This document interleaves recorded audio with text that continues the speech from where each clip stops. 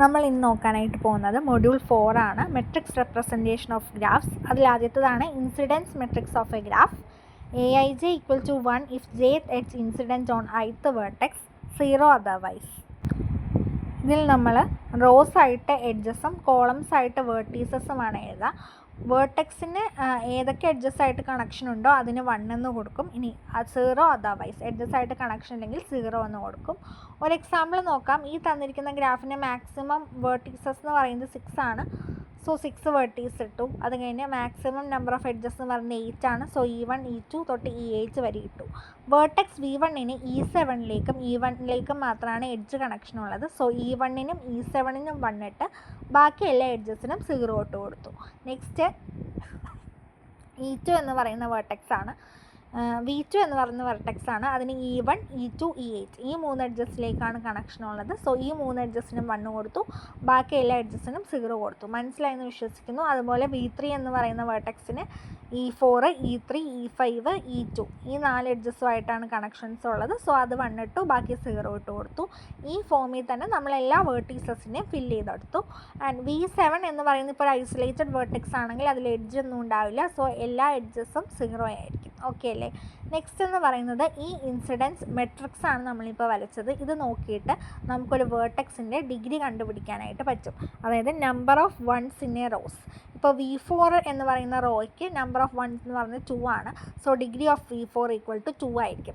V3യുടെ number of once എന്ന് പറയുന്നത് 4 ആണ്. സോ ഡിഗ്രി ഓഫ് V4 എന്ന് പറയുന്നത് V3യുടെ നമ്പർ ഓഫ് വൺസ് എന്ന് പറയുന്നത് 4 ആണ്. സോ ഡിഗ്രി ഓഫ് V3 എന്ന് പറയുന്നത് 4 ആണ്. നമ്മൾ ചെക്ക് ചെയ്ത് നോക്കിയാൽ നമുക്കറിയാൻ പറ്റും 4 എഡ്ജസ് ഇൻസിഡൻ്റ് ആയിട്ടുണ്ട് അടുത്തത് അതിൽ. നെക്സ്റ്റ് എന്ന് പറയുന്നത് വേർട്ടെക്സ് V5ൻ്റെ നമ്പർ ഓഫ് വൺസ് എന്ന് പറയുന്നത് 4 ആണ്. സോ ഡിഗ്രി ഓഫ് V5 എന്ന് പറയുന്നത് 4 ആണ്. അതായത് നമ്പർ ഓഫ് വൺസ് വെച്ചിട്ട് നമുക്ക് ഒരു വേർട്ടെക്സിൻ്റെ ഡിഗ്രി എന്താണെന്ന് പറയാനായിട്ട് പറ്റും. Next find the incidence matrix എന്ന് പറഞ്ഞ് തന്നിട്ടുള്ളത് ഒരു ഡിസ്കണക്റ്റഡ് ഗ്രാഫാണ്. 2 കമ്പോണൻസ് ഉണ്ട്. നമ്മൾ അതിലത്തെ എഡ്ജസ് എല്ലാം ആദ്യം എഴുതുന്നു. E1 തൊട്ട് ലാസ്റ്റ് എഡ്ജ് എന്ന് പറയുന്നത് E9 ആണ്. സോ E1 to E9 എഴുതി.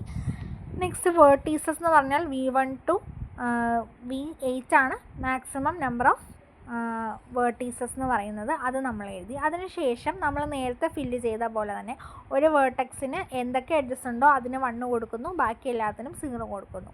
ഈ രീതിയിൽ ഫില്ല് ചെയ്ത് കഴിയുമ്പോൾ നമുക്ക് ഇങ്ങനെ ഒരു ഫോമിൽ വരും. അതായത് ഫസ്റ്റ് കുറച്ച് വാല്യൂസ്, അത് കഴിഞ്ഞ് 0, പിന്നെ അടുത്ത കുറച്ച് വേർട്ടീസസ് കഴിഞ്ഞ് പിന്നെ ഫുള്ള് 0, അത് കഴിഞ്ഞ് വാല്യൂസ്. അതായത് ഇതിൽ കാണിക്കുന്ന ഫസ്റ്റത്തെ ആ ഒരു മെട്രിക്സ് എന്ന് പറയുന്നത് incidence matrix of the first ഗ്രാഫാണ്.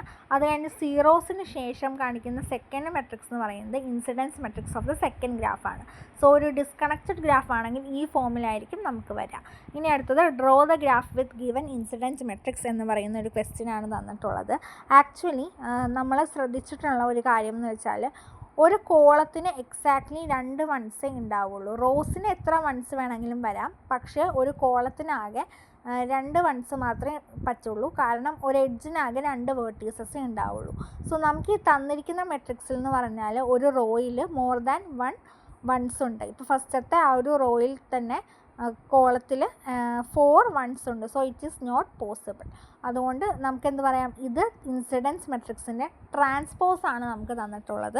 So നമ്മളിത് നേരെ എഴുതണം. അതായത് റോസും കോളംസും തിരിച്ചെഴുതണം. ആ ഫോമിൽ നമ്മൾ എഴുതുമ്പോൾ 1 1 0 0 0 1 1 1 0 1 0 0 0 0 ഈ ഫോമിൽ നമ്മൾ എഴുതി. അതിനുശേഷം നമ്മൾ ഈ എഡ്ജസ് എഴുതുന്നു, വേർട്ടീസസും എഴുതുന്നു. ഇങ്ങനെ എഴുതുമ്പോൾ എഡ്ജസ് ടോട്ടൽ 7ഉം വേർട്ടീസസ് 5ഉം ആണ്. അപ്പോൾ ഒരു ഇൻസിഡൻസ് മെട്രിക്സ് വരയ്ക്കാൻ പറഞ്ഞ് തരുവാണെങ്കിൽ അതിൻ്റെ ട്രാൻസ്പോസ് ആണ് തന്നതെങ്കിൽ നമ്മളത് ഒറിജിനൽ രീതിയിലേക്ക് ആക്കണം.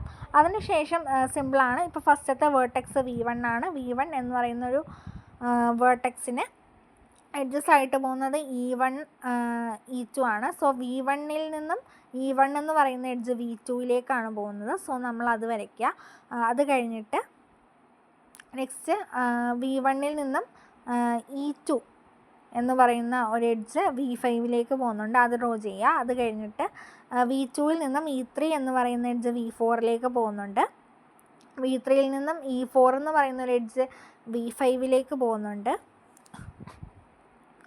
V3യിൽ നിന്ന് E5 എന്ന് പറയുന്ന ഒരു എഡ്ജ് V4ലേക്ക് പോകുന്നുണ്ട്. V1ൽ നിന്നും E6 എന്ന് പറയുന്ന എഡ്ജ് V4ലേക്ക് പോകുന്നുണ്ട്.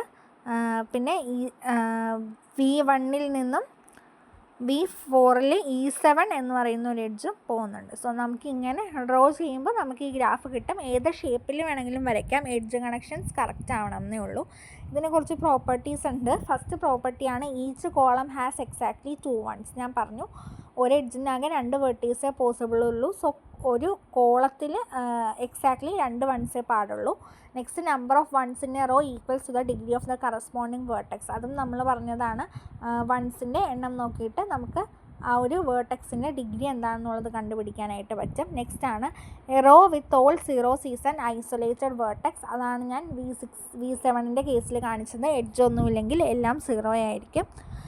Parallel edges provide identical columns. അതായത് ഈ തന്നിരിക്കുന്ന ഗ്രാഫിൽ E3യും E4ഉം പാരലൽ എഡ്ജസ് ആണ്. അതുകൊണ്ട് നമുക്ക് അവരുടെ കോളംസ് നോക്കിക്കഴിഞ്ഞാലും അത് നമുക്ക് മനസ്സിലാവും സെയിം ആണ്. 0 0 1 1 0 0. E4 ആണെങ്കിലും 0 0 1 1 0 0. നെക്സ്റ്റ് ആണ് if a graph G is disconnected and has 2 components G1 and G2, then A of G can be written as A of G1 0 0 A of G2. ഞാൻ പറഞ്ഞല്ലോ 2 ഡിസ്കണക്റ്റഡ് ഗ്രാഫ് ആണെങ്കിൽ ഈ ഫോമിലായിരിക്കും വരിക matrix. Next ഇനി പറയുന്നത് if A of G is an incidence matrix of a connected graph G with n vertices, then rank of AG equal to n-1. ഇപ്പോൾ n vertices ഉള്ള ഒരു കണക്റ്റഡ് ഗ്രാഫിൻ്റെ ഇൻസിഡൻസ് മെട്രിക്സ് ആണ് A of G എങ്കിൽ അതിൻ്റെ rank എന്ന് പറയുന്നത് n-1 ആയിരിക്കും. So ഈ പ്രോപ്പർട്ടീസും സാധാരണ ക്വസ്റ്റ്യൻസിൽ ചോദിക്കാറുണ്ട്.